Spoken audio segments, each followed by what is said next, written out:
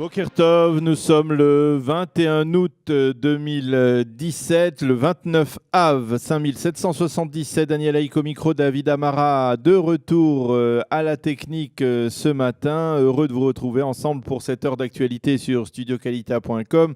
Une heure d'actualité que nous allons débuter dans quelques instants avec les grands titres de la matinée.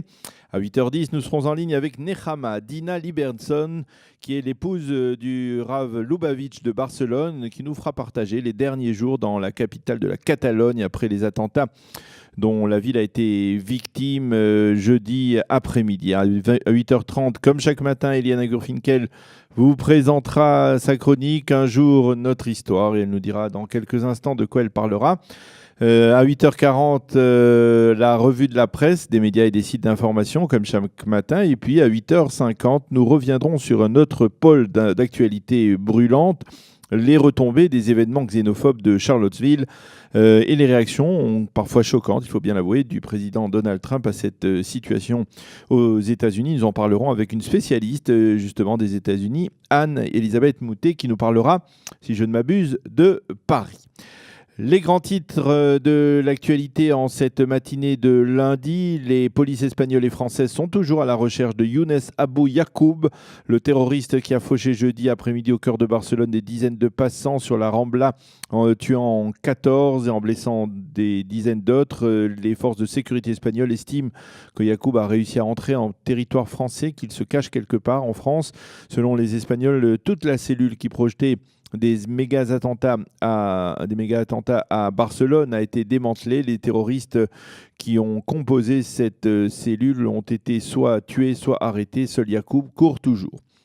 Dans un discours comme il n'en avait pas fait depuis longtemps et qui ressemblait bel et bien à un discours de victoire, Bachar el-Assad a remercié ses alliés les plus proches pour l'avoir aidé à rester au pouvoir.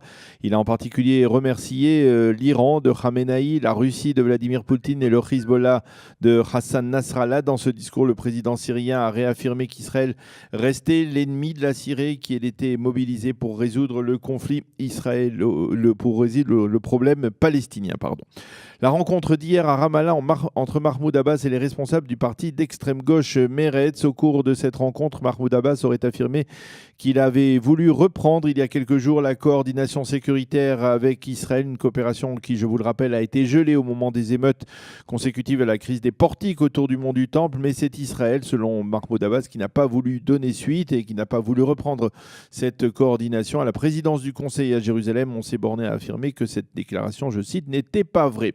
Durant son intervention devant Mahmoud Abbas, la leader du parti Meretz, Zahava Galon, a demandé aux raïs palestiniens de cesser d'exercer des pressions sur les Palestiniens de la bande de Gaza en réduisant par exemple le financement de l'électricité. Mais sur ce point, c'est paradoxalement Mahmoud Abbas qui s'est montré très ferme et qui lui a répondu qu'il était déterminé justement à accentuer ces pressions. Pour l'instant, nous n'avions réduit que d'un quart le montant de l'aide que l'autorité palestinienne fournit aux Palestiniens de Gaza, mais nous allons aller plus loin, a-t-il affirmé donc aux responsables de Meretz venus donc à Ramallah. Le légendaire comique Jerry Lewis est décédé hier à Las Vegas à l'âge de 91 ans. Jerry Lewis est né dans une famille juive d'origine russe sous le nom de Yosef Levitz. Il a mené à Hollywood une brillante carrière, commencé d'abord aux côtés de Dean Martin. Il était surnommé le zinzin d'Hollywood, très populaire en France. Il a même reçu des mains de Jack Lang en 1984 la Légion d'honneur. La météo, les températures sont normales pour la saison. Il fera 28 degrés aujourd'hui à Jérusalem, 30 à Tel Aviv et 39 degrés à Eilat. Dans quelques instants, nous serons en ligne, comme nous vous l'avons dit, avec Nechama Dina Liberson, qui est la femme, l'épouse du Rav Chabad de Barcelone. Nous parlerons avec elle, bien entendu, de ce qui s'est passé à Barcelone au cours des derniers jours. Ce sera après une page musicale.